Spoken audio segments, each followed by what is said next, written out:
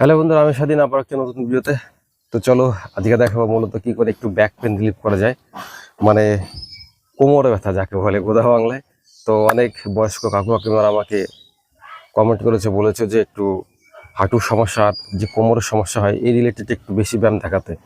দেখো, আমি তো বলি যে সব রিলেটেডই আমি ব্যায়াম দেখাই, সেটা শোল্ডার হোক, হাত হোক, কোমর হোক বা যেখানে হোক। কিন্তু যেহেতু এই রিলেটেড আমাকে বেশি কমেন্ট করে বা বেশি বলে, তো তাদের কথা, দর্শকদের কথা তো আমার মাথায় রাখতে হবে, তারা কি চায় বা তারা কি চাইছে। তো তাদের কথা রেখে আজকে দেখাচ্ছি একটু কোমরের ব্যায়াম। তো সিম্পল হবে, তোমাদের শুরু করি। দেখো, অ্যাট ফার্স্ট যারা বয়স্ক মহিলা আছো বা বয়স্ক লোক আছো তাদের জন্যই সিম্পল এই পজিশনটা নেবে। ব্যাস, কোমরটাকে প্রথমে এরকম উপরে রাখবে, তারপর হালকা করে এরকম ডাউন করবে।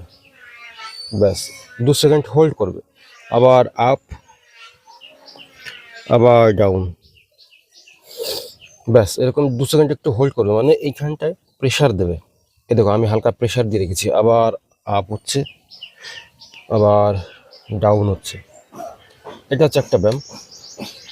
এই ব্যায়ামটাতে কি হয়, আমাদের এই যে ব্যাক মাসেলগুলো থাকে, মানে ব্যাকবোন এবং এই রিলেটেড যতটা প্রেশার থাকে, আমরা নিচের দিকে হালকা করে প্রেশার ক্রিয়েট করছি, আবার আপ করছি, মানে মাসেলটাকে রিল্যাক্সেশন দিচ্ছি, আবার প্রেশার দিচ্ছি, রিল্যাক্সেশন দিচ্ছি, আবার প্রেশার দিচ্ছি, মানে যাতে দুটোতেই কাজ হয়।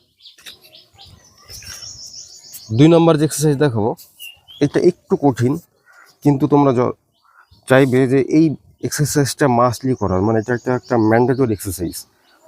মানে সে বয়স্ক লোক হোক বা ইয়ং হোক বা যে ধরনের বয়স হোক না কেন, এরকম পজিশনটা নেবে, দুটো পা এরকম নেবে, হালকা করে একটু উঁচু করবে। ব্যাস, এই দেখো কোমরটা, 1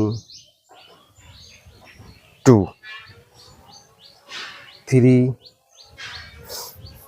4 5 6। এই ব্যায়ামটাতে এই দারুণ, মানে এই যে আমাদের ব্যাকবোন বা ব্যাক সাপোর্টে প্রচুর প্রেশার পড়ে। মানে এক্সারসাইজটা তুমি হয়তো দেখে বুঝতে পারছো না যে কীভাবে কী করলে হয়। তো আমি বলবো তুমি প্র্যাকটিক্যালি চেষ্টা করো, প্র্যাকটিক্যালি ট্রাই করো, তাহলে বুঝতে পারবে কতটা কার্যকারী বা কতটা এই ব্যায়ামটা দেয়। 3 নম্বর যে এক্সারসাইজটা আছে, হালকা করে এরকম শুয়ে পড়বে, বা না পড়লেও এই যে সাপোর্টটা আছে, ব্যাস এইরকম। এই যে সব থেকে ভালো ব্যায়াম হচ্ছে এইটাও, যে 3টে দেখাচ্ছে, 3টে ব্যায়ামের মধ্যে 3টেই ভালো। এইটা করতে পারো তোমরা, 10 থেকে 15 সেকেন্ড হোল্ড করবে মাঝে, আবার এরকম রিল্যাক্সেশন আসবে, একটু রিল্যাক্স করে নিলে 2 থেকে 4 সেকেন্ড, আবার এই ব্যায়ামটা করলে এই এক্সারসাইজটা, ব্যাস আবার 10 থেকে 15 সেকেন্ড হোল্ড করো। দেখো, এই যে এই ব্যায়ামটা করলাম আর আগের ব্যায়ামটা করলাম, তার সবটুকু একটু বিশ্লেষণ করে দিই।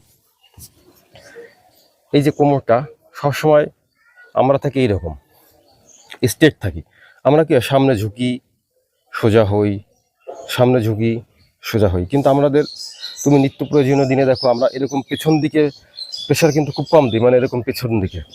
তো তার জন্য কি আমাদের প্রত্যেক দিন অ্যাকচুয়ালি কি 8 থেকে 10 মিনিট পেছন দিকে একটু প্রেশার দেওয়া উচিত, কারণ আমরা সবসময় সামনের দিকে হাঁটি, সামনের দিকে চলাফেরা করি, সামনের দিকেই ঝুঁকি, কখনো কিন্তু পেছন দিকে হাঁটিও না বা পেছন দিকে এরকম ঝুঁকেও থাকি না।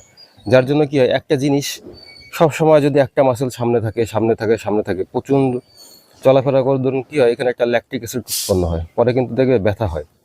তো সেই জন্য বলি আমরা, এই যে ব্যাক, এই যে যখন আমি এরকম শুয়েছিলাম, এরকম কিন্তু শরীরটা করলাম, আবার স্ট্রেট করলাম, আবার এরকম উপর দিকে আপ করলাম, যেটা কেবল যে ব্যায়ামটা দেখালাম লাস্ট এক্সারসাইজটা, এটাও দারুণ কারণ দেয়। কিন্তু এইটা যখন আমরা সোজা থাকি, এই যে আপ হলো, এখানে কিন্তু বিশাল একটু প্রেশার ক্রিয়েট হয়, আবার সমান হচ্ছে, ব্যাস।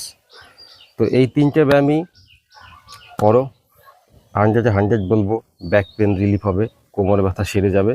কিন্তু হ্যাঁ, বাড়িতে বসে আস্তে আস্তে করবে, কখনোই মানে একটু জলবাজি বা তাড়াতাড়ি করতে যাবে না। যে কোনো ব্যায়াম রিলেটেড আমি তোমাদের বারবার অনুরোধ করি যে কোনো ব্যায়ামই করো না কেন, সেটা আস্তে আস্তে করো, স্লোলি করো। যত আস্তে করবে তত শরীরে কাজে দেবে। শুধু এই না ব্যায়াম করার দরকার করলো। তো চলো, আমার এই চ্যানেলটাকে একটু সাবস্ক্রাইব করে দিও, লাইক শেয়ার কমেন্ট করে দিও, সবার কাছে অনুরোধ, তাহলে ভিডিওটা বানাতে আরও মোটিভেটেড হই। চলো বাই, আবার দেখা হবে পরবর্তী ভিডিওতে। সবাই ভালো থেকো, সুস্থ থেকো।